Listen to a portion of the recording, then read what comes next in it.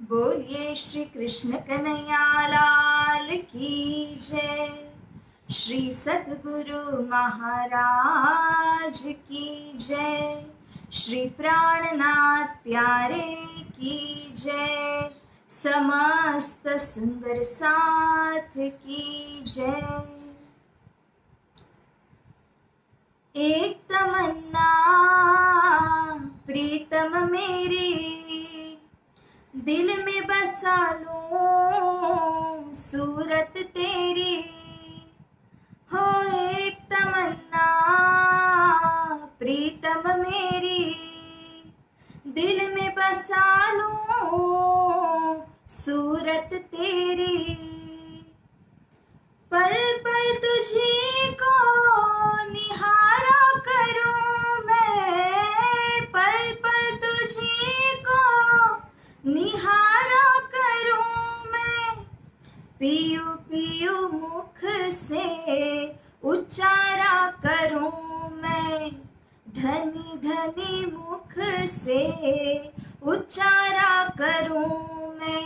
एक तमन्ना प्रीतम मेरी दिल में बसा लूं सूरत तेरी। रोज सवेरे उठकर प्रीतम तुझको शीश नमाऊं मैं। प्रेम भाव से भांत भांत का नित्य सिंगार कराऊं मैं। हाथों से आरती उतारा करूं मैं। हाथों से आरती उतारा करूं मैं। पियू पियू मुख से उच्चारा करूं मैं। हाँ, धनी धनी मुख से उच्चारा करूं मैं। एक तमन्ना प्रीतम मेरी दिल में बसा लूं सूरत तेरी। दिल में बसा लूं सूरत तेरी। बोलिए श्री कृष्ण कन्हैया लाल की जय। श्रद्धा सुमन। धामस्थ आप सभी सुंदर साजी को रचिता सखी का कोटि कोटि प्रेम प्रणाम। मेरे प्यारे सुंदर साजी, श्रीमुख वाणी के चर्चा के चतुर्थ दिन के अंदर हम प्रवेश हो रहे हैं और इसके अंदर हम सभी आत्माओं का यही भाव है कि हमारे धाम धनी, हमारे प्रियतम धनी की जो सूरत है, जो छवि है, उसे हम अपने हृदय के अंदर में विराजमान कर ले। और इस चर्चा को करने का तथा श्रवण करने का यही हमारा मकसद है कि प्रियतम धनी की सूरत, उनकी छवि हमारे दिल रूपी धाम में विराजमान हो जाए। तो लाडले सुंदर साजी, इसी सुंदर भाव को लेते हुए श्री राज श्यामा जी के स्वरूप को स्मरण करें और उनके चरणों में हम वंदना करते हैं। प्रथम लागू दऊं चरण को, धनिये न छुड़ायो क्षण। लाख तले लाल एडिया, मेरे जीव के एही जीवना। मेरे जीव के एही जीवना।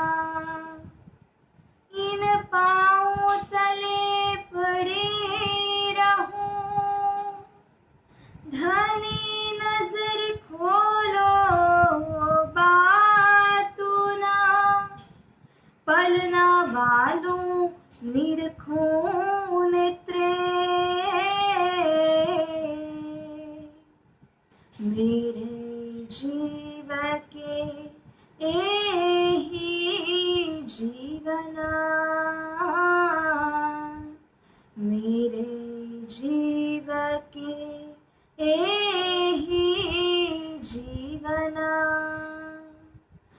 बोलिए श्री प्राणनाथ प्यारे की जय।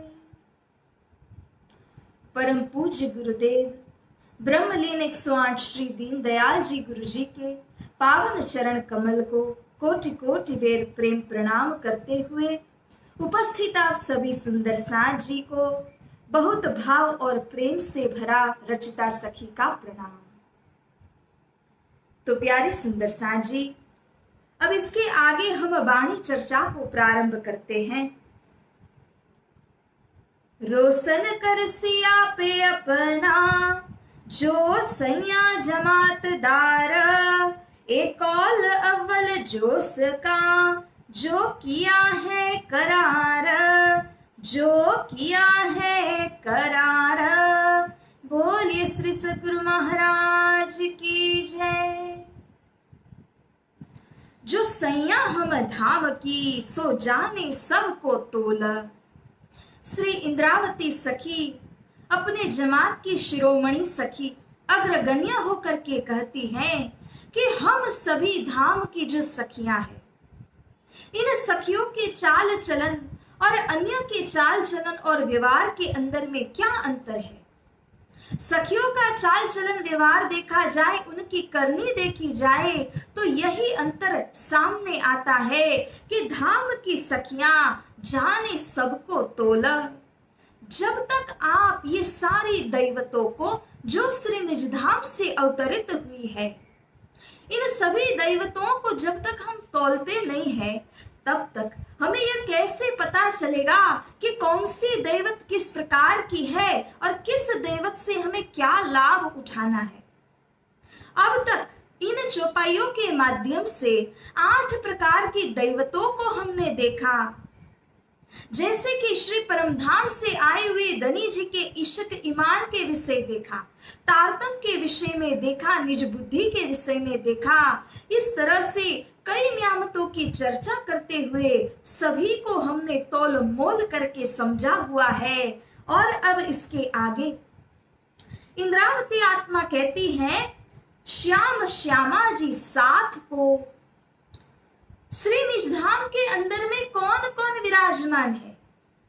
निजधाम के अंदर में अक्षरातीत श्री राजी महाराज श्री श्याम, श्री श्यामा जी अर्थात की ठकुरानी जी एवं उनके समस्त सुंदर साथ 12,000 सखियां, यही तो है श्री परमधाम के अंदर। मूल में देखा जाए तो श्री राजी महाराज है, पूर्ण ब्रह्म परमात्मा जो स्वलीला द्वैत के अंदर अपनी लीला करते हैं, और इसी के लिए श्री राजी महाराज के ही स्वरूपा कहा जाता है श्यामा जी को। श्यामा जी के ही अंग कहा जाता है 12,000 ब्रह्म आत्माओं को। ये तीनों स्वरूप एक न भिन्न, इन तीनों को अलग अलग नहीं समझना। ये देखने मात्र के लिए जुदे जुदे हैं, वास्तविक रूप से देखा जाए तो तीनों श्रीराज श्यामा जी और सखियां वो तो एक ही है। जो इनको अलग अलग देखते हैं, अलगाव देखते हैं, वह तो विवेचन की दृष्टि से कच्चे कहे गए हैं। तो इसीलिए इस लीला भेद को देखिए, लीला भेद को जानिए कि श्री राजी महाराज ने अपने ही अर्धांग श्री श्यामा जी और इनके अंग ये 12,000 को इस प्रकार से श्री निजधाम की दैवत दी है। ये धनी जी से अलग नहीं, उन्हीं के अंग स्वरूप हैं। सब सैयों पे मोल। अब यहाँ जब सैया आई है निजधाम की, तो वे ही तोल मोल करती है, वे ही जानती है कि हमारे धाम के अंदर श्री राजी महाराज ने किस प्रकार से लीला रचाने के लिए श्री श्यामा जी जो के अर्धांग हैं और उनके अंग 12,000, इन सबको अलग अलग जो स्वरूप प्रदान किए हैं, ये क्यों किए हैं। इसी प्रकार से लोक परलोक के अंदर में देखें सुंदर साथ जी, तो किस प्रकार से श्री राजी का स्वरूप विद्यमान है, किस प्रकार से श्री श्यामा जी का स्वरूप विद्यमान है, और उनके अंग 12,000 किस प्रकार से खेलते हैं परमधाम के अंदर में। क्योंकि जब हम श्री राजी महाराज की बात करते हैं, तब मूल परम धाम के अंदर तो हमें यह सुध थी ही नहीं। जब संसार के भीतर में हम आए तो यहाँ की जो समस्त शक्तियां हैं उनको क्रमशः पताल से लेकर के हमने पहचाना। ये पहचान निर्धारित करते करते करते करते और हर एक स्टेज में, हर एक कदम पर सुंदर साजी, हर वो जो शक्ति आई है उसका किस तरह से हमें समझना है, उसके प्रभाव को, इस बात को अच्छे से तारतम्य ने हमें समझाया है। तो कहने का तात्पर्य ये है कि पहले जो ब्रह्म आत्माएं निज धाम में खेला करती थी तब उनके पास में ये ज्ञान, ये समझ न थी कि जिस समझ के आधार पर वे श्री राजी महाराज के स्वरूप को पहचान सकती। जब खेल के अंदर जागने के ब्रह्मांड में आई, यहाँ विभिन्न स्वरूप को देखा, तब जा करके इन ब्रह्म आत्माओं को अब समझ में आ रहा है कि हमारे धाम धनी का स्वरूप कैसा अद्वैत स्वरूप है। तो ये थी बात कि एक से अनेक हुए हैं। जैसे यहाँ तीन पुरुष को भेद बताया है, क्षर पुरुष, अक्षर पुरुष और पुरुषोत्तम। तो ये जो पुरुषोत्तम है उनके अंदर में क्षर पुरुष और अक्षर पुरुष, ये दोनों की शक्तियां विद्यमान है। ये जो क्षर पुरुष हैं उनके द्वारा सृष्टि के अंदर सब कुछ संचालित और प्रवाहित होता है। He is called the active Brahman, जो सक्रिय है, ऐसे को क्षर पुरुष कहा है। और उसके पश्चात देखते हैं तो अक्षर ब्रह्म, who is also called the immutable Brahman, the changeless. शास्त्रों में इन्हीं को कुटस्थ अक्षर ब्रह्म करके कहा है, क्योंकि ये अक्षर ब्रह्म सर्व कारण कारणम होने के बाद भी सभी को दृष्टि में नहीं आते हैं। उनके अंडर में होकर, उनके तले में होकर के सारे जो उनके ब्रह्म है, कार्य ब्रह्म जिनको कहा गया है, ये सभी उनके हेतु संचालन करते हैं। तो इस तरह से क्षर पुरुष जो है उनकी पहचान भी हमने तारतम्य के द्वारा की है, अक्षर ब्रह्म को भी हमने जाना है और इसी के साथ अक्षरातीत पर ब्रह्म पुरुषोत्तम को भी हमने इसी तारतम्य ज्ञान के माध्यम से जाना है। सब सैयों पे मोल, ये जो सैया है निज धाम की, वे इनको मोल करती है, मूल्यांकन करती है, क्योंकि जब तक क्षर ब्रह्म को, जब तक अक्षर ब्रह्म को भी नहीं समझ पाती तब तक अक्षरातीत पूर्ण ब्रह्म परमात्मा को कैसे समझेंगी, कैसे जानेंगी और कैसे उनकी लीला को यथार्थ रूप से पहचान सकेगी। तो इस तरह सैयों ने तारतम्य से मूल्यांकन करके अपने धनी जी के स्वरूप को पहचाना। न केवल स्वरूप को पहचाना, अब आगे और श्री इंद्रावती सखी फरमाते हैं कि नूर रोशन बल धाम को। प्यारे सुंदर साथ जी, हम जितने चौपाइयों में आगे बढ़ते जा रहे हैं उतनी ही गहराई में उतरते जा रहे हैं। यहाँ अब इंद्रावती सखी उस नूर रोशन के विषय में बात करती है जो निजधाम के अंदर में व्यापक है। श्री परमधाम के अंदर हर वस्तु, हर जोगवाई जो है, कोई वस्तु जड़ नहीं है, सब कैसी है, चैतन्यमय है। इसीलिए इन सब को नूरी कहा गया है, अर्थात everything is full of consciousness, nothing is inert. कोई वस्तु जड़ नहीं है। यहां तक कि अगर आप महल आदि के ऊपर पशु पक्षियों के चित्रामन को देखते हैं तो वो चित्रामण भी चैतन्यमय होने के कारण जब नीरद की लीला होती है ना, तब उसी के साथ साथ में नीरद की लीला में भी शामिल हो जाते हैं। जब श्री राजी महाराज की सवारी निकलती है तब दूब वन के अंदर जो दूब के वृक्ष, अन्य वृक्ष सभी हैं, वे सब नमन करते हैं श्री राजी महाराज को। इस प्रकार से हर एक पदार्थ के अंदर चेतन है। वहां की जल तरणी की बात करें, व्योम मार्ग से जाने के लिए विमान की बात करें, ये सारे वस्तुओं के अंदर चेतन ही चेतन है। कोई भी वस्तु जड़ नहीं है। तो इस प्रकार से श्री निज धाम के अंदर जो नूर रोशन है, अर्थात जो चेतना शक्ति व्यापक है और उसके द्वारा जो रोशनाई परम धाम के अंदर में फैली हुई है, इस नूर रोशनी के बल को, शक्ति को कौन जानेंगे? ये तो सैया ही जानेंगे, सो कोई ना जाने हम भी ना। तभी तो यह इंद्रावती सखी कह रही है, जो निजधाम से अवतरित हुई ब्रह्मा आत्माएं हैं, क्या उनके अलावा उस नूर, उस रोशनाई को अन्य कोई जान भी सकते हैं? अरे जो उस घर के वासिंदा है, ये तो उन्हीं का काम है। ये जरे जरा जाने मोमिन। ब्रह्म आत्माएं वहां के जरे जरे की बातों को जानती है, गली गली को जानती है। यही ब्रह्म आत्माएं वहां के नूर रोशनी में बल के अंदर क्या तेज छिपा हुआ है, इसको भी अच्छे से जानती है। यहाँ उसका भी तोल मोल किया है। अब तक ये तोल मोल नहीं कर सकते थे, क्योंकि जब तक श्री परमधाम में रहती थी ब्रह्मा आत्माएं, तब तक उन्हें इस बात का परिचय ही कहा था कि जड़ किसको कहा जाता है। जब जड़ को पहचाना, तब उसके आधार पर चेतन को जानने लगे। जब चेतन को जाना, तो चेतन के अंदर जो विभिन्न स्तर बने हुए हैं, उसको भी ब्रह्मा आत्माओं ने तोल मोल किया। इंद्रावती सखी बहुत ही सुंदरता से बयान करती है ब्रह्म सृष्टियों के विषय में।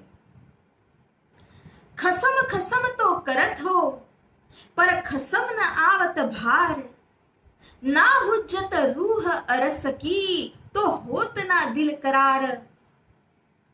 ब्रह्म आत्माओं के अंदर ऐसा विलक्षण गुण है, ऐसा विलक्षण तत्व है कि जब तक पूरी तरह से वे खसम को आद्योपांत नहीं जान लेती है, जब तक उनके लीला विषय, उनके धाम विषय और उनके चरित्र के विषय को पूरी तरह से जब तक वे नहीं जानती है ना, तब तक उनके चित्त में करार ही कहाँ आता है। और जानना तो जानना, इन वस्तुओं का दावा लेती है ब्रह्मा आत्माएं कि ये मेरे धनी है, मेरा धाम है।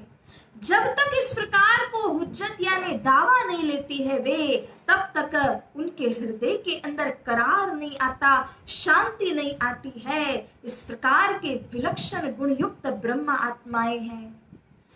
यसर्थ यहाँ श्री प्राणनाथ जी फरमा रहे हैं कि इन ब्रह्म सृष्टि के अलावा उस परम धाम, उस निज धाम की पहचान और भला कौन कर सकते हैं। अंदर रोशनी सो जान ही, देखिए सुंदर साथ जी, अंदर रोशनी सो जान ही कहा, अर्थात कि जिसके अंदर में निज धाम की वह रोशनी विराजमान है, जिसके अंदर निज धाम का वह अंकुर पहले से मौजूद है, वही निज धाम के इस नूर रोशनी के बल को समझेंगे, क्योंकि उनके अंदर श्री निज धाम की वह रोशनी पहले से ही व्यापक है। इसीलिए तो कहा गया है, our consciousness is but a spark of the divine consciousness. हमारे अंदर जो चेतना शक्ति है, वह चेतना शक्ति और क्या है, उस परब्रह्म परमात्मा की चेतना शक्ति का एक अंश मात्र तो है। इसी स्पार्क, इसी अंशानुअंश जो चेतना शक्ति है, वही हमारे अंदर से काम कर रही है। और इसीलिए जिनके अंदर निज धाम का अंकुर है, वे तो इस परम धाम को क्रमशः अध्योपांत जानेंगे, तब तक उनको चैन नहीं आएगा। जिन सिर धाम वतन, जिन ब्रह्मा आत्माओं के सिर पर निज धाम है, धाम वतन है, वे ही ब्रह्मा आत्माएं जिम्मेदारी को स्वीकार करते हुए इस तारतम वाणी का प्रचार करेंगे। इस तारतम वाणी के अंदर निहित जो विभिन्न प्रकार की दैवतें धनी श्री राजी ने उन्हें प्रदान की है ना, ये सारी दैवतों को संचारित करने का काम, फैलाने का काम यही ब्रह्मा आत्मा करेंगे। इनमें भी चाहे कोई तन से करे, कोई मन से करे, कोई धन से करे, कोई तीनों विध से करे, लेकिन ये कार्य तो ब्रह्म आत्माओं का ही है, क्योंकि ये उन्हीं की दैवत जो है। इस प्रकार से जिनके सिर पर धाम के वतन का वह हुक्म है, धनी जी की आज्ञा जिनके सिर पर है, वे ब्रह्म आत्माएं इस तरह से तारतम के इन वचनों को सब में फैलाएंगे। अपने धनी की इस निधि का परिचय जो है, तोल मोल जो करना है, यही ब्रह्म आत्माएं करेंगी। ईशक ईमान धनी धाम को, एवं कहा है कि धाम के धनी के हृदय के अंदर का जो ईशक है, जो ईमान है, इस ईशक और इस ईमान को भी वे जानेंगे। सुंदर साथ जी, आप सोच सकते हैं कि हम कितनी गहराइयों में अब उतरते जा रहे हैं। हमने जब शुरू किया था दैवतों के विषय में चर्चा करना, तोलमोल करना, तब परम धाम के 25 पक्ष से लेकर के एक एक वस्तु दैवत को हम यहाँ मूल्यांकन कर रहे थे।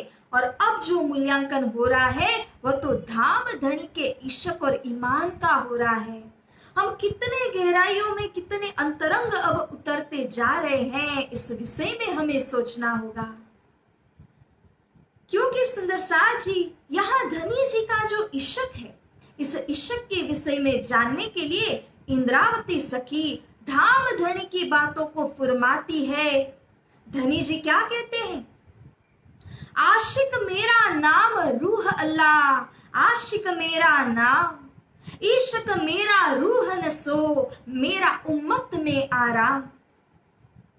हे रूह अल्लाह, हे श्री श्यामा महारानी, श्री राज जी कहते हैं कि मेरा नाम तो आशिक है, आप रूहे, आप श्री श्यामा जी, आप तो मेरे माशूक हैं। जबकि वास्तव में कहा जाए तो श्री राजी महाराज का प्रेम तो महासागर के सदृश है। उनके सामने कंपैरिजन में देखा जाए तो जो सखियों का प्रेम है उसको नदियों के सदृश कहा है, और श्री श्यामा जी के प्रेम को सागर सदृश कहा है।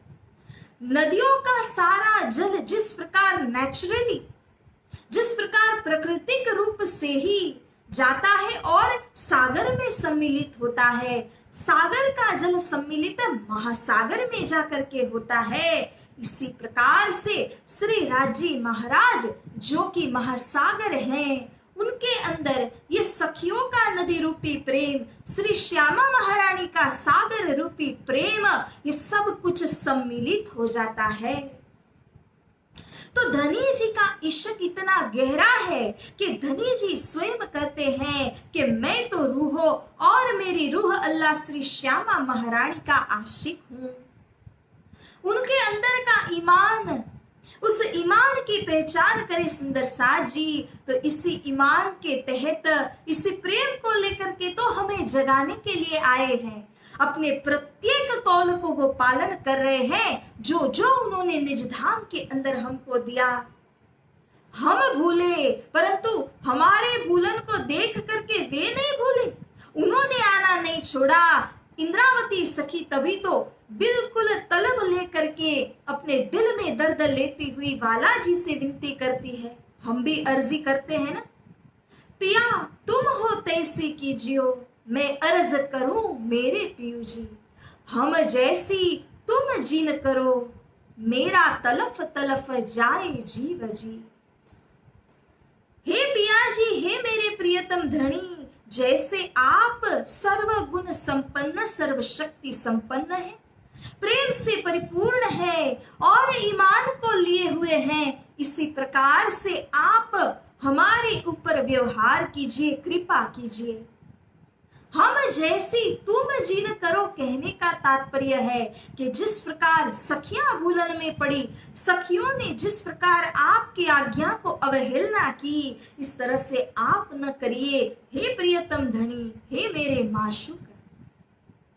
क्योंकि जो यदि सखियां भूली तब श्री राजी बचाने के लिए आए, परंतु अगर एक क्षण मात्र के लिए भी श्री राजी ने देरी की और सखियों के प्रति इस प्रकार से लाड़ लेकर के उन्हें बचाने के लिए अगर जो नहीं आते हैं, तब सखियों के लिए तो ये संसार के अंदर करोड़ों करोड़ों वर्ष व्यतीत हो जाएंगे।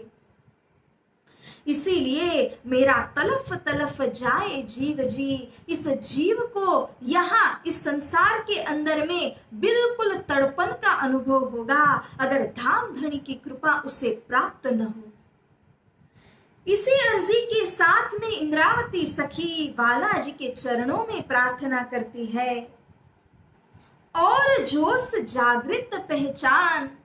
सखियां जो है वे धनी जी के जोश को देखती है, धनी जी की शक्ति को अनुमान करती है। सुंदर सा जी धाम धनी का स्वरूप हो, उनकी शक्ति हो, उनकी मेहर, उनके नाम, उनके गुण हो, कोई भी वस्तु का पारावार कभी आता नहीं है।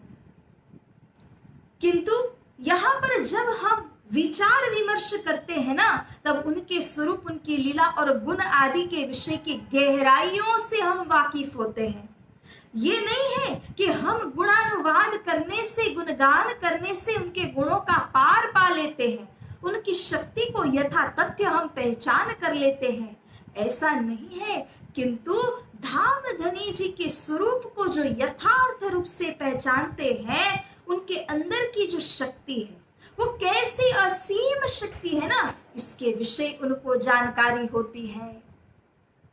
इसी असीमता को हमें देखना है, क्योंकि धनी जी के गुण और उनकी मेहर, उनकी शक्ति की सीमा अगर मिल जाए, तब तो फिर वे पूर्ण ब्रह्म परमात्मा कैसे कहे जाएंगे। इसीलिए यहाँ पर अब इंद्रावती सखी कहती है कि जागृत पहचान, जागृत हो करके जो धनियाणी है वह उनकी पहचान करेगी, क्योंकि जब तक माया से ग्रस्त रहेंगे, अज्ञान के आवरण के तले रहेंगे, तब तक धाम धनी की उस प्रकार से पहचान नहीं हो सकती है। इसीलिए संयोग को चाहिए कि धनी जी के इस तारतम ज्ञान के द्वारा वे अपने रूह को जागृत करें। तो यहाँ जब धनी जी के तारतम ज्ञान के द्वारा रूह को हमने जागृत किया, उसी जागृत आत्मा के अंदर यह शक्ति है कि वे परम धाम की सारी दैवतों के विषय तोल मोल कर सकती है। तोले धनी धन धाम का, श्री परम धाम का धन, धनी जी का धन, इसको तोलेंगी सखियां। और धनी का धन क्या है सुंदर सा जी? ये 25 पक्ष श्री धाम धनी के कहा है, अर्थात जो 25 पक्ष श्री परम धाम है, वहां की यावत सामग्रियां है, ये सब कुछ धाम धनी का धन तो है। और यही धन, यही जो खजाना है, यह धाम धनी हमारे ऊपर में लुटा रहे हैं।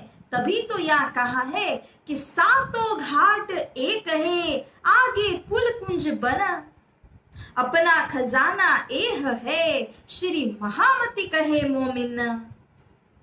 महामती दर्जा में पहुंची हुई इंद्रावती आत्मा यहाँ पर मोमिनों से कहती है कि हे मेरे धाम की सखियों, आप अपने परम धाम के उस खजाने को पहचानिए, जो खजाना आप ही के लिए धाम धनी ने इस संसार में उतारा है। उन 25 पक्ष को पहचानिए। तोले धनी धन धाम का, अपने धाम धनी के इस धन को तौलती है सुहागिन आत्माएं, क्योंकि इसी 25 पक्ष के अंदर तो सदैव उनको विहार करना है। यही तो उनके लिए खजाना है। This is the treasure of the ब्रह्म आत्मास। इसी ट्रेजर के लिए उनकी आत्मा तड़पती है। जब ये खजाना उनको मिलता है, तब उनके आत्मा के अंदर करार होता है, शांति होती है। यो कहे कुरान निशान, इस प्रकार के निशान यानी इंडिकेशंस, लक्षण, चिन्ह ब्रह्म सृष्टि के हैं, जो कि सदग्रंथ कुरान के अंदर में भी फरमाए हुए हैं। अन्य शास्त्रकारों ने भी इनके विषय में चर्चा की हुई है। और श्री इंद्रावती सखी श्री तारतम ज्ञान के आधार पर ब्रह्म आत्माओं को यह संदेश देती है। फेर फेर सूरत साधिए, धनी चरित्र सुख चैन, इश्क आए बेर कछु नहीं, खुल जाते निज नैन। हे सुंदर साज जी, इस चर्चा को करने का हमारा तात्पर्य ये है कि परम धाम की जो जितनी भी दैवत है उन्हें हम हृदय में धारण करें। जो भी निज धाम की आत्माएं हैं अवश्य वे इन वचनों को सिरोधार्य करेंगे और उनके हृदय के अंदर इन वचनों से चोट पहुंचेगी, क्योंकि ये वचन ऐसे जागृत जगावत तत्क्षिण, ये जागृत वचन है जो मकसूद करते हैं, जागृत करते हैं, आत्मा में करार लेकर के आते हैं। इस प्रकार के जागृत वचन को हमें हृदय में धारण करना है। इसीलिए इंद्रावती आत्मा ने कहा कि अपनी सुरता को फेर फेर बारंबार साधिए। वही सुरता जो निजधाम से खेल में फिरी है, इसी सुरता को अब यहाँ से निजधाम की तरफ हमें फेरना है, परंतु ये एक बार, दो बार, तीन बार में होने से रहा। इसके लिए तो यावत पदार्थों को जान करके अपने सुरता को वही निजधाम में लगाना है, धनी जी के स्वरूप में लगाना है। अगर ऐसा किया तो इंद्रावती सखी दावा करते हुए कहती है कि इस प्रकार से साधना करने वाली आत्मा को ईशक आए बेर कछु नहीं। ईशक को कैसे प्रकट करना इस विषय में कहा, क्योंकि धाम धनी का जैसा विशुद्ध ईशक है उसी ईशक को हमें भी लेना है। तो इस ईशक को धारण करने के लिए धनी जी के स्वरूप में बारंबार सुरता को साधना है। यही फॉर्मूला है, यही उपाय है। प्यारे सुंदर साथ जी, ये बात तो गांठ बांधने वाली बात है, ये बात तो सब चीजों के सार रूपी बात है। हम जो वाणी चर्चा करते हैं, मनन मंथन होता है, इसके द्वारा जो सार घृत रूप में हमें प्राप्त होता है ना, वो यही इंद्रावती सखी के वचन है, जिससे कि आत्मा को अमूल्य वस्तु प्राप्त होती है और दिल में हम इसको धारण करते हैं। इसीलिए आप सभी सुंदर साथ जी से मैं करबद्ध निवेदन करती हूँ कि ऐसी ऐसी मुख्य चौपाइयां जब हमें मिलती है प्रसंगों के अंदर, तो अवश्य हमें उनको मेमोराइज करना है, उनको हृदयांगम करना है, ताकि वह हमारे भी चरित्र के अंदर धाम धनी के सुंदर चरित्र को यहाँ पर ला के रख दे। धनी जी जैसे आत्मीय गुना हमारे ऊपर में आ जाए, हम भी उनका श्रृंगार कर सके। इसीलिए तो इंद्रावती सखी ने ये भारी वचन कहे हुए हैं। तो लाडली सुंदर साथ जी, एक क्रैश कोर्स की तरह होता है ना कि जब परीक्षा हमारे समीप में आने लगती है, पूरा लंबा कोर्स करके हमें समय नहीं होता कि हम सारा अध्ययन कर पाए, लेकिन फिर भी अगर कोई कह देता है कि ये क्रैश कोर्स कर लो, ये छोटा सा कोर्स है, इसको कर लो, तो आपको बड़ा फायदा होगा। इसी प्रकार से क्रैश कोर्स की तरह इस चौपाई को आत्मसात करना है, क्योंकि यदि हमने धनी जी के सुंदर चरित्र को अपने दिल में धारण कर लिया, तो धनी जी के इसी चरित्र के गुण, उनकी महत्ता, उनकी महानता, ये सारे के सारे लक्षण हमारे दिल में भी उतरेंगे। तो क्या ये बात अत्यंत सुंदर नहीं होगी सुंदर साथ जी?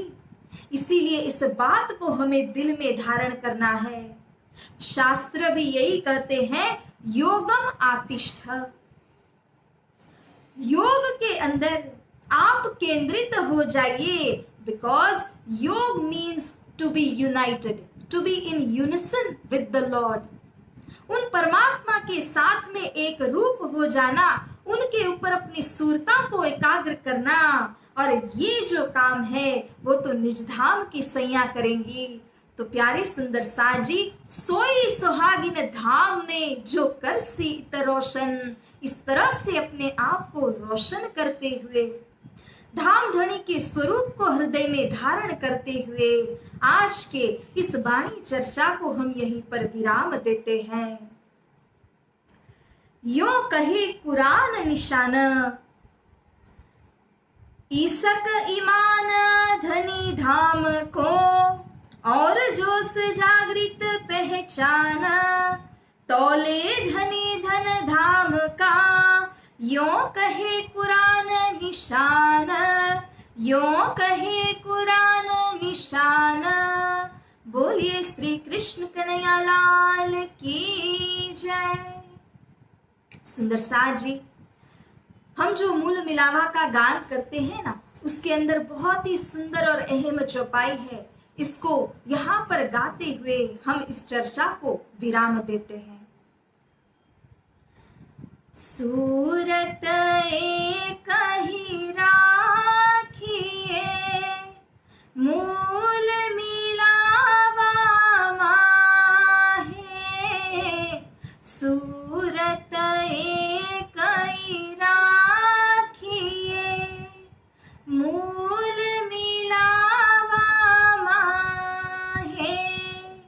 श्याम श्यामा जी साथ जी, तले भोम बैठे हैं जाहे। श्याम श्यामा जी साथ जी, तले भोम बैठे हैं जाहे। साथ जी जागिए, बताई दे रे जीवाना। श्याम श्यामा जी साथ जी, जीत बैठे चौक वताना। श्याम श्यामा जी साथ जी, जीत बैठे चौक वताना। बोलिए श्री कृष्ण कन्हैया लाल की जय। श्री सतगुरु महाराज की जय। श्री प्राणनाथ प्यारे की जय। समस्त सुंदर साथ की जय। बोल बोल पंजे वाले की जय। प्रेम प्रणाम सुंदर साथ जी।